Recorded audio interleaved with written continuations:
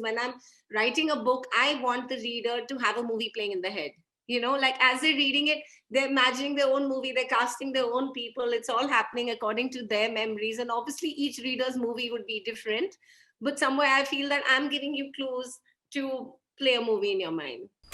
For all film related interviews, reviews, and content, please like and subscribe to Pooja Talwar. You can also follow me on Twitter and on Instagram. Lovely chatting with you and club you to death. And I'll be very honest, when I got the book, I was like, who done it? Will I enjoy it? Thoroughly loved it. Thoroughly loved it. And I stalk fictional characters, and you are to be blamed now. I've become a stalker. First it was Dylan Singh Shekhawat, then came Nikhil Koda, and this young chap Akash Dogra also seems to be like quite the lad I wish I had met in my lifetime. But now I'm too old for that. But how did this come about? I mean, usually you're associated with lovely romance, and sorry, I don't like that term, but chick lit. But I will not use that term. But how did this come about? Yeah, I think it was a function of being a little trapped in like the rom-com box, and Yeah. saying that everybody expects me to write this, and I was just starting to bore myself a little. And if it's not tingling your toes, then it's not going to tingle anybody's toes, the romance you write. So it was a bit of that, of feeling a little boxed in by that, because there's lots of other relationships that are riper, that are rawer, that you can go into, and why just this one particular thing. So yeah, I think fear about being formulaic was a big one for me. And Huh. also, I mean, I have always, just like a romance provides a propulsive thrust for a novel, and the reader keeps reading because they want to see the couple get together. Similarly, a whodunit has a similar propulsive thrust. Like you take the reader along with you because the reader wants to find out who done it. So it's like a nice clean thread to pull through. And I've always loved reading them, and I did want to see if I could also successfully pull a kill out of a hat, like with tada, and everyone will say wow. I mean, that's the goal, You that's are the thing. actually you've actually done it. Actually, I didn't think that I would laugh so much while reading about someone has been murdered and there are serious investigations happening, but I was actually laughing away. So I mean, looking at death in, I mean, we need the humor, we to grapple with. But how did that come about? I mean, it's a cozy murder mystery, as I would say.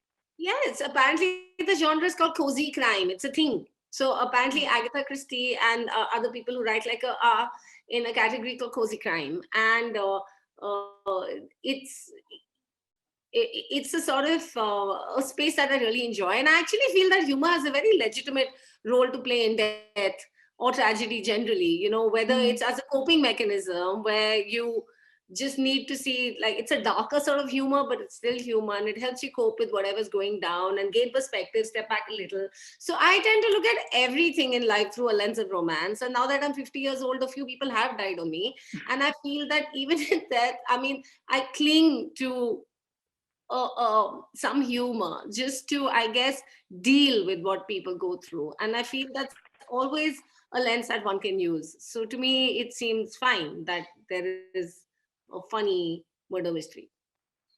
And also really nice because the characters are so relatable. Because as I was reading this, I did go back in time, like the club, and how my dad would insist, you must get your permanent membership, you kids, you thankless kids. It's like a badge of honor. Yeah. First division na hai, magar club ki membership le lo. Ah.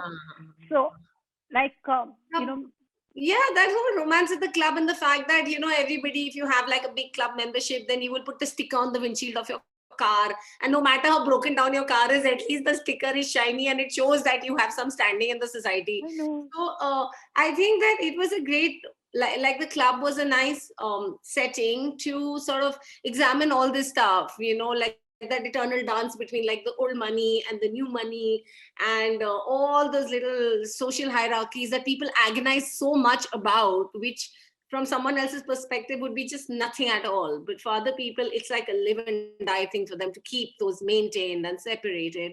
True. And all that little push and pull and churn in society is, I thought a club was a good place to True. just observe all that.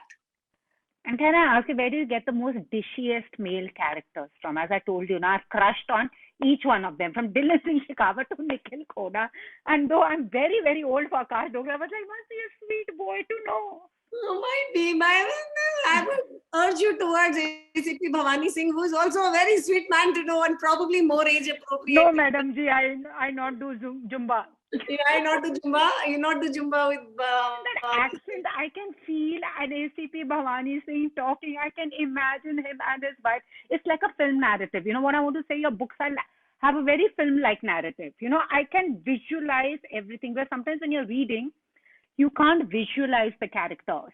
But with your books, they come alive. I visualize them. You know, this one would be looking this way. This one would be talking this way. So I guess advertising also has influenced your writing, hasn't it? I think so. Because in advertising, we write on 3 axes. You know, the XYZ is got to be the words and the visuals and the background score. So these are 3 things that happen together always. So I think I've just been trained to describe all 3. And honestly, for me, for a goal I set to myself is when I'm writing a book, I want the reader to have a movie playing in the head. You know, like as they're reading it, they're imagining their own movie, they're casting their own people. It's all happening according to their memories. And obviously each reader's movie would be different. But somewhere I feel that I'm giving you clues to play a movie in your mind. That's what Absolutely. I was talking about the male characters. Have you met such lovely men? Or it's like they said, you know, Jane Austen corrupted an entire generation because of Mr. Darcy. I can say you are just corrupting that entire generation with these dishy, sweet, perfect men. I'm not. Acha, firstly, to that Mr. Darcy, I'm sorry to say, and everybody. That man has no sense of humor. He's very boring. He has a terrible game. Like, you know, if he was living in the world of text and all, God even knows what he would be texting. He has literally no lighter side to him. He has no sense of humor. And I find him and his chick both so priggish. Yeah. And Lydia Bennet is the only decent person in that whole book, honestly. I find the rest of them really boring. You know, Lydia is the only fun person in that book. Everyone else is always whatever.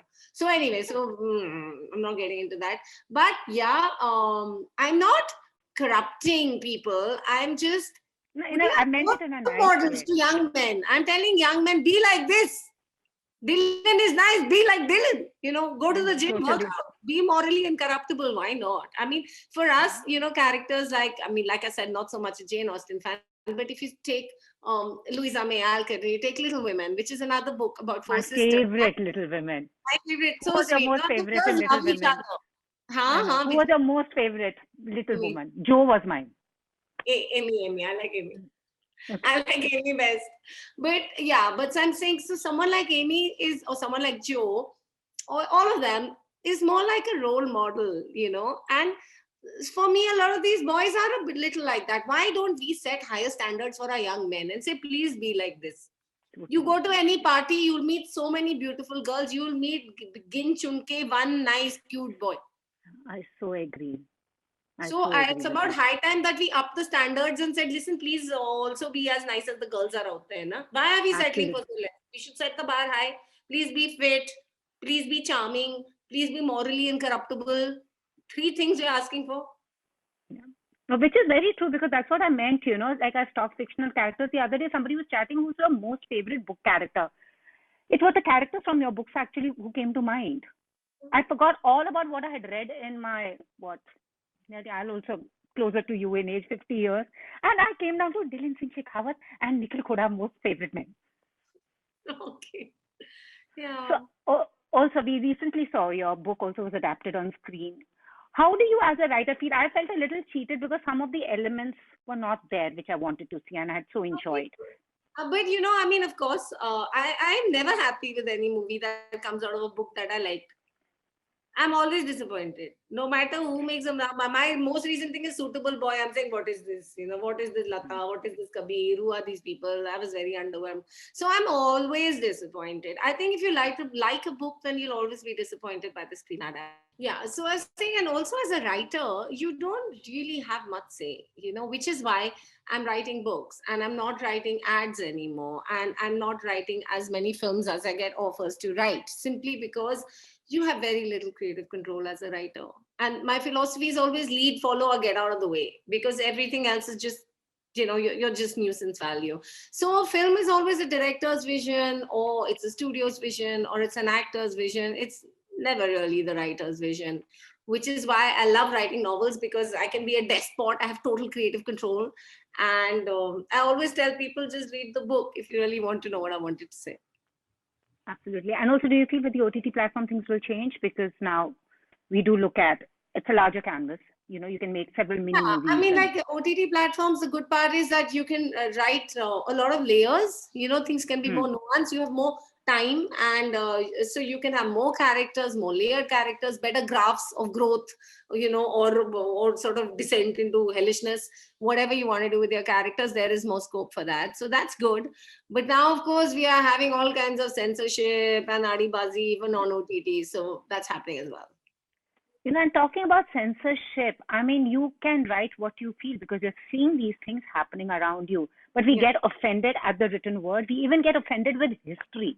Mm-hmm. What is your take? Because somewhere you don't want to show whether a Padmavat happened, whether it's something else. We just get very offended. Where do you see this going as a writer? Because everyone takes offense at everything. I think it's very important that we guard our borders, like how soldiers stand and they guard that LOC and they say, no, you cannot cross this line, that Seema is protected. Similarly, as writers, as thinkers, as creators of content, or just as citizens of a country which has a certain constitution, we need to really, really man those borders and say, no, you can't say this. You have to push back constantly, because the liberal space is shrinking so much. And not even liberal space, just India space, like what is enshrined, something that we all sat down together and decided that this is the way the country was going to be.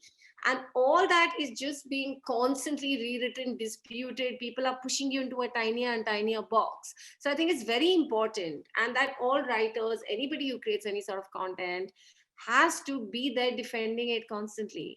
And you can't let these things go, and you can't say you have too much to lose, and these are just excuses. It really is a time where you have to push back on a daily basis. But that's also happening with cinema, because we can't go back and rewrite history. Things have happened, but we are not very happy to see that around us.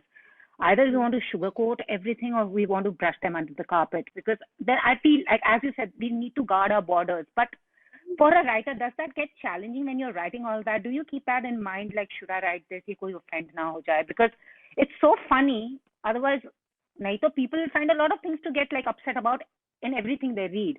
But this is like, I was laughing along and I see this unfolding in the papers every day. I said, I wish we could only laugh at the absurdity of things around us. Yeah. No, the only good part is that when a country really starts going to hell, then the humor industry gets better and sharper, and there's more satire and things are darker. We've seen a lot of that in Pakistan for such a long time, right? The kind of stuff that they say with wit, and that, that they stay in comedy. And we are also reaching that space only now, it's, I never think about it. I just say whatever the hell I want to say and say I'll deal with it. Really. I'm not very important. Nobody listens to me or really cares about what I'm saying. So it's okay. But well, I mean, you bring cheer to our life, as I said. I'm going on showing this book. But if Akash Dogra was to be casted in, if this was to be made into a series, who would you cast? Like Battle for Bitora kept saying Zayn was Farhan Akhtar. That movie only is not getting made, yeah. अब तो फरहान अख्तर का बेटा बन जाएगा at the rate it's going. हाँ तो wait करना पड़ेगा till Farhan actually, yeah. Son of Farhan when can play Zayn, honestly. I know, I told Anil Kapoor, he says, yeah, Battle for Bitora, who do you think would be Zayn? I said, Farhan Akhtar. He says, that's a good choice. And that's just happened 8 years since we spoke about it. That's what I'm saying. Now it will be son of Farhan only, and like grandson of Anil Kapoor can be at the rate they're going. So whatever. Also, I don't think Battle for Bitora is the sort of movie anybody would make today, given the content that went down. True. Which is why I'm saying son of Farhan is now the music. But so Akash Dogra, who will we cast? Akash Dogra, I don't really have and Bambi Todi, she's a little like Alia Bhatt also.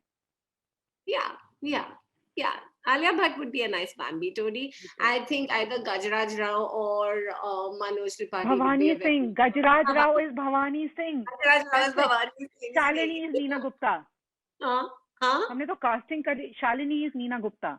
Shalini can be Neena Gupta and Urvashi can be Karishma Kapoor. और हमारी तो casting हो गई. बस आकाश डोगरा का position vacant है. वो ढूंढते हैं आकाश डोगरा, ढूंढते हैं उसे. आकाश Dogra. But out of all your books that you've written, who's your actually favorite character? I know you will say all of them, but the one you actually felt like, I like him the most. I like Ishan Faujdar from Baz. He's my favorite. Shahid Kapoor can play him. He No. was short also. नहीं, Kapoor. not. नहीं, मैं casting कर रही थी. Ishan Faujdar is 25 years old, bro. Like he maxes, he dies at 25. How Shahid Kapoor? Shahid Kapoor 40 years old. At least Oh, must be. not even Varun Dhawan will look for a new boy. I know Varun Dhawan would have been very good, but now Varun Dhawan is also rapidly aging. What to do? But I love Varun Dhawan. I think he's superb. Yeah, he would be a very good Ishan Faujdar. I think for a few more years he could do it. Awesome. But anything interesting that you have read during the lockdown, or have you just been pouring your energies into this? Actually, how long did it take you to write this? It didn't take very long actually, because I had actually been thinking about this book for a long time. So I started writing January of last year, and I submitted it I started writing on the 15th of Jan, and I submitted on the 1st of June. So it was like a 5-month book. It was really quick. Wow. So what is your process like, and do you sometimes feel pressured as a writer when you're writing? No, I think the pressure comes from the story itself. It's very much like a 50-over match. When you start off, you're damn enthused and you hit all these big boundaries, and first 15 overs, you're raring to go, you're putting everything down and all. And then there's this terrible, slog, and then it's just rotating the stag, hitting one, hitting two, hitting nothing, dot ball, dot ball, dot ball for a very long time. And then again, towards the ending, you sort of gather speed and you start scoring big, and you see the light at the end of the tunnel, and so you're gathering speed again. So I write about 1,000 words a day. When I'm really in the zone, it can go up to 2,000, 3,000, 4,000. But the attempt is to, while really in the cave and writing, 1,000 words a day is what I go for. Yeah. And when you started writing, there's a horrible phase in the middle where you're convinced that it's a disaster, and then every other plot that you thought of starts looking better than this plot, and you're saying I should chuck this and write that, and why did I do this to myself? And that's a really bad phase. But eventually that ends, and then you're towards the ending. But did you think of this plot, or was there some stories you had heard? Because it just seems perfect. The gym, the trainer, playing the Robin Hood, all these wannabe. I could just feel that maybe I can see it unfold around me. It could have happened because you keep hearing these stories. Had you heard some story, or were you just like? No, I was very interested in the dynamics of, one, of a club, two, of a class of women, being taught by a man, and the way, he says, oh, he was such a Kishan Kanhaiya, and there's such a bunch of Sain Gopis, and that whole little thing, and that kind of chemistry in that whole space, the way it plays out. I, of course, have a Zumba class that I go for thrice a week, and I have a great gang of girls who I work out with. So it's always a bit of this and a bit of that, some is real, some is inspired, and everything. And I like the way it's set in Delhi, like I said with Pricey Thakur Girls, I was taken back in time, the 80s, school was there on Barakhamba Road, there was Haley Road, and then I've read Battle for Bitora, and then when I read Zoya Factor, I just kept thinking about the time when I started working, because your characters are extremely relatable. And these are, now next time I go to the club, I will walk very carefully on those boards and think, "Yahan kuch hua to nahi, who could this auntie be?" It's just, you tend to do that, because in my headspace also I keep imagining stories. So are these people you have met over time, or observed these situations, because they're just so real? Again, it's the same thing. You meet these people; these are real people. Some of them are the trick is, the attempt is not to make caricatures, but the attempt is to make real people with flaws and grays, and who are sweet also, but can be bitchy also, and all that kind of thing. I think it's a function of talking to people and appreciating people, and I'm very entertained by every new person I meet. Now I've reached an age where I'm never offended, and I'm always entertained. When someone says something, I'm like, oh, and I get into the conversation, and I tend to remember it. I have a very good memory. I think that's the one little thing I can flex about. Everything else is extremely ordinary, but my memory is very good. I don't usually forget. If I meet someone and they make an impression on me, I'll never forget them. Awesome. been lovely chatting with you. So, what are you currently reading? We are reading this. I'm not reading, I'm writing. I'm writing a new movie. It's a commission Wow. screenplay that I'm writing for Ad Lab. So I'm writing that, and I'm looking forward to the release of Sardar Ka Grandson, which is a movie I wrote a couple of years ago, which is now coming out on Netflix, with Neena Gupta and Arjun Kapoor and John Abraham, and a lovely ensemble cast. And it's a cross-border romance set between Lahore and Amritsar. And then Those Pricey Thakur Girls is being made by Disney Hotstar. They're shooting as we speak. Habib Faisal is directing. So that's exciting. But who is And Dylan Singh Shekhawat? I know I read about that. I don't know. I don't not to talk about Now the that's cast. one character I'll just get very upset because I feel nobody around can play him.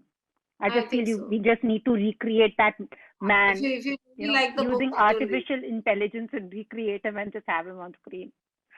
You know, he's That'll one be of, the Pooja version. That'll be your version. It has to be. you know, I did that with Dulquer also. I took Zoya Factor and I said, please, you know, sign because I can imagine maybe this is I what have Nikhil no Koda was complaints like. with Dulquer. But Dulquer Yeah, was I quite. quite like Dulquer I as was happy Nikhil with Koda. Dulquer. That was Please a good sign my cast. book. I was happy because I was like, yeah, maybe this is actually Nikhil Koda. Yeah. You know, He- so I had a very Dravid-like image in mind, but when I saw it on screen, If I you was have a like, Dravid image, then Dulquer is not bad at all, na? The Dravid image. no, Yeah.